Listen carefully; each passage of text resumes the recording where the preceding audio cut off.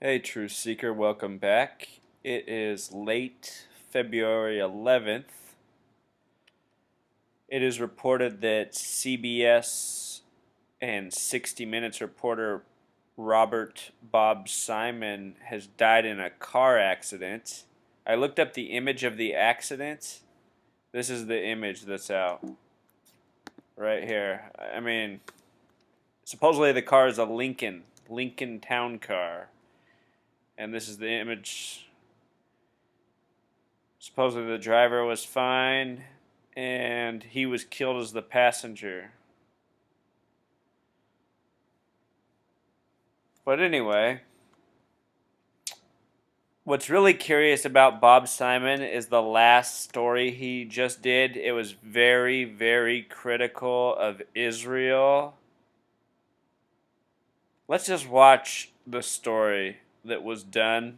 Then we'll go through the gematria and curiosities. It should be noted that today is the 42nd day of the year. Today, Netanyahu was going to speak in Congress. His meeting has been pushed back to March 3rd, or 3-3. Let's watch the Bob Simon report here.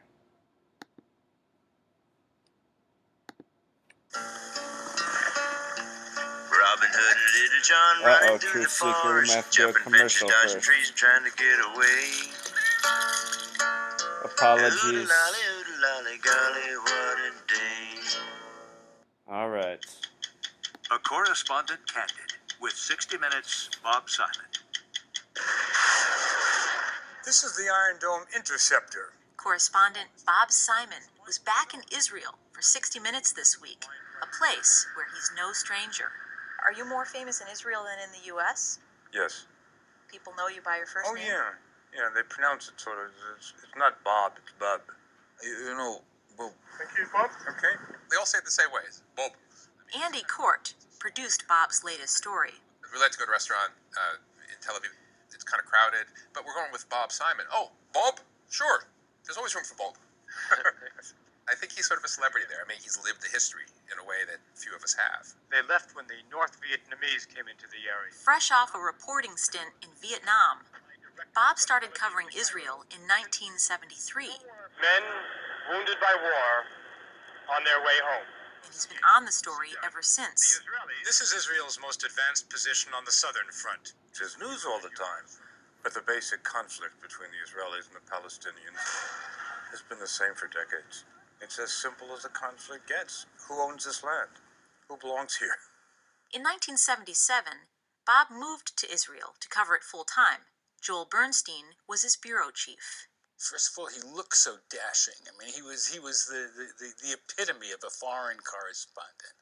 He was brave. He would go places where you probably shouldn't have gone. What did you make of the place when you first got there? Well, there wasn't all that much happening.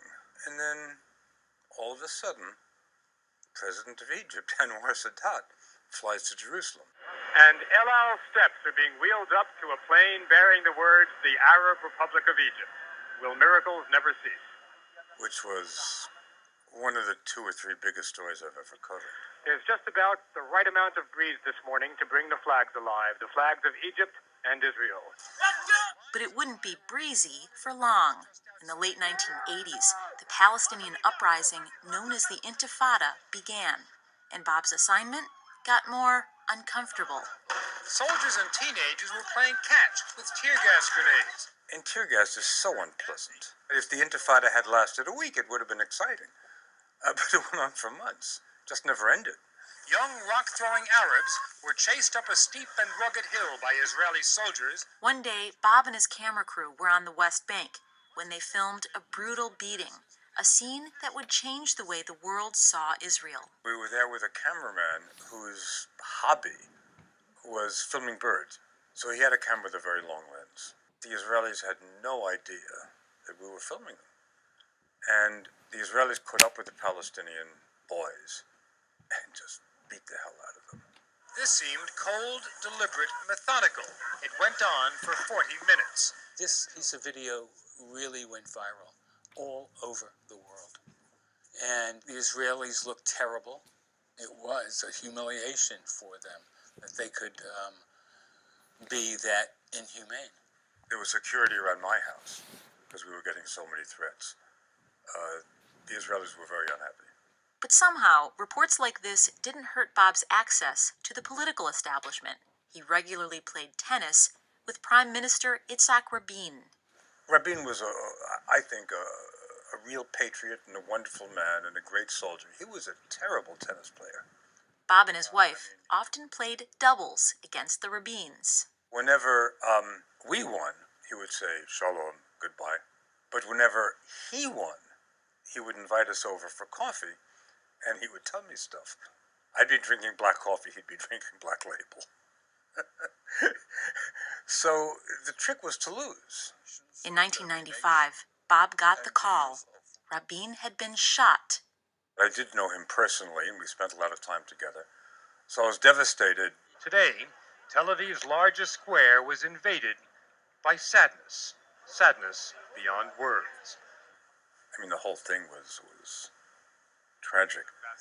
We covered his funeral live. He said what he believed, and he expressed his feelings towards people as he felt them. You know, there aren't that many foreign leaders who are household names in America, but Yitzhak Rabin was one of them. After Rabin was killed by a Jew, Israel was in a state of confusion. Maybe a week after the assassination of Rabin, they took the assassin, Jewish guy, and took him back to the scene of the murder. Israeli police wanted him to walk and talk them through the murder. And it was chilling seeing this guy without an ounce of remorse. He was given back the same Beretta he used that night. He pulled the gun and shocked the crowd by showing just how close he'd come to the back of Yitzhak Rabin. Bob would meet many killers over the years while covering the Arab-Israeli conflict, like the Palestinian terrorists in this story. This the answer you want to hear it? I want to hear what you have to say. I knew the names of almost all these men, their names and their deeds. I never thought I'd be standing a few inches from them, having a chat. What I'm trying to decipher is what was going through your mind as you were stabbing Israeli women. I believe that any occupied people have to defend themselves in any means, in any ways. You feel guilty? I'm guilty because a human being killed, and I was the reason. It's a good reason to feel guilty. On January 21st, 4 CBS newsmen disappeared in the Saudi Arabian desert near the Kuwaiti border. How long were you captive for? 40 days. In 1991, at the start of the Gulf War, Bob and his crew went looking for some news, but they ended up becoming the story. We were very restricted. We couldn't go anywhere without a U.S. military escort. This desolate road is destined to become a main battleground. It's an occupational hazard of being a foreign correspondent. And the best ones did cross those borders, but that time it didn't work for him. And we saw a Jeep in the distance, and it was an Iraqi army Jeep, and they took us away. And we eventually wound up in the secret police headquarters called the Muhabbarat, and treated very badly. Yesterday, they were released in Baghdad, and this morning they talked with Ed Bradley. Bob Simon, producer Peter Bluff, cameraman Roberto Alvarez, and soundman Juan Caldera. Just changed you? Yeah. How? I don't know. Too early to tell. Joel Bernstein put together an obit. Because I'm a superstitious guy, and I kind of knew that if I did this, if I put in the work, it would never make air, and Bob would not be executed. When I walked into the newsroom at CBS for the first time, several months after I'd been freed, Bernstein handed me the tape and said, "Here's your obit." It took me months before I could look at it. what did you think when you did watch it? When you look at your obit, it sort of reminds you how close you came to being dead. Clearly, nothing is off limits when it comes to Bob's sense of humor. Humor is what saves you. General, call me a fool. No, I won't. And we saw that trademark wit when we asked Bob for some wit. True Seeker, did you just see how this was edited about the talking about how close he was to being dead and then having a sense of humor.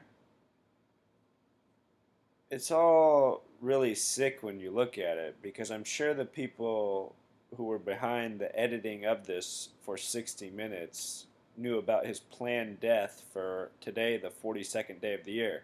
His death reminds me a lot of Michael Hastings' death, also on curious dates. Both the names Robert and Michael are 33 names. Both men were taking stabs at Zionist Israel. But at the same time, Truth Seeker, I am acknowledging that he has admitted to having relationships with these people, so yes, it's all very curious. Perhaps he overstepped a boundary and he became the right person for the latest ritual. Let's continue. Wisdom on the Middle East conflict, a story he's been covering for 40 years. What you have here is the whole of Israel practicing its national sport. Bob pointed us to a report he once did on Matcott, Paddleball, basically, but so much more. a game played on the beaches of Israel. There's no scoring. And they'd be hitting the ball ferociously at each other. It was sort of a metaphor. The amount of aggression, the amount of noise. And it drives you crazy. No rules, no winners. And it never ends. It does never end, Truth Seeker. It's sad. And they probably edited it that way for the perfect ending. Do you see this headline up here with the hyphens, Truth Seeker? Simply one of the best, with Pythagorean gematria sums to 84. Whoops, I wrote it down wrong here, but simply one of the best really does sum to 84 with Pythagorean gematria. And today, Jerry Tarkanian died at the age of 84. Also curious. Again, today's the 42nd day of the year. Think about the numbers 42 and 84. 42 plus 42 is 84. 42 is half of 84. He would have turned 74 this year. He would have turned 74 on the 149th day of the year. If you've seen the trailer for the movie San Andreas, the massive earthquake nationwide that breaks the Hoover Dam, that movie is supposed to release on that day, the 149th day of the year.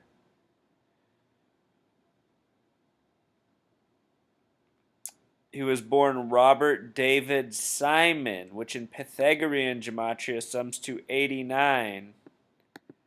Yours truly, my full name with Pythagorean gematria also sums to 89. It's an interesting number.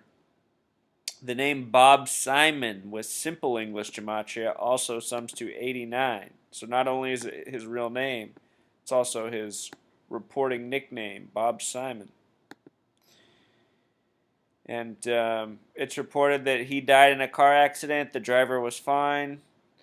This is all according to the police. We saw again the picture of the car. Can't see any blood in this car, but it looks very mangled. Makes you wonder how it happened. I mean, it's possible that this is just another hoax too. Maybe Bob Simon didn't really die. Some of you guys get mad at me because I don't clarify that it could all just be a hoax each time, but the point I try to make is that we're being lied to, we're being manipulated, it's dishonest. Whether he's murdered or he faked his death, either way, what we're being presented is not honest. And that's really what I'm trying to point out. And I'm trying to point out how sick the people are who do it. From the headlines that they edit and hyphenate, simply one of the best. They're getting off on this 84 thing right now.